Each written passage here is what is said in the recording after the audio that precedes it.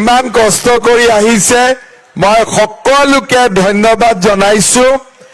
আজিৰ সভাত আমাৰ মাজত উপস্থিত আমাৰ বিটিচিৰ প্ৰধান আমাৰ সকলোৰে মৰমৰ হাগ্ৰামা মহিলাৰী ডাঙৰীয়া ভাৰত চৰকাৰৰ মন্ত্ৰী তুখন সাহু ডাঙৰীয়া আমাৰ দলৰ প্ৰাৰ্থী অৰূপ দে ডাঙৰীয়া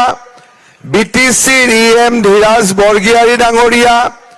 বিজেপিৰ সভাপতি ৰতন ৰয় ডাঙৰীয়া ৰবিৰাম খাখলাৰী ডাঙৰীয়া জয়ৰাম ৰায় ডাঙৰীয়া কমল ব্ৰহ্ম ডাঙৰীয়া ৰমিয় ব্ৰহ্ম ডাঙৰীয়া কবিতা বসুমতাৰী ডাঙৰীয়ানী ফণী পাঠককে আদি কৰি মঞ্চত উপবিষ্ট বিশিষ্ট ব্যক্তিসকল আই মাতৃসকল আৰু যুৱক যুৱতী বন্ধু বান্ধৱীসকল আপোনালোক সকলোৱে গম পায়নে যে 9 এপ্ৰিলত ইলেকশ্যন হৈ আছে বুলি গম পায় আৰু এই যে ইলেকশ্যনত বিজনী ৰাইজেও ভোট দিব লাগিব আপোনালোকে গম পাইছে নে নাই পোৱা সকলোৱে গম পাইছে এতিয়া আপোনালোকক মই জনাব খোজো যে আমাৰ বিটিচিত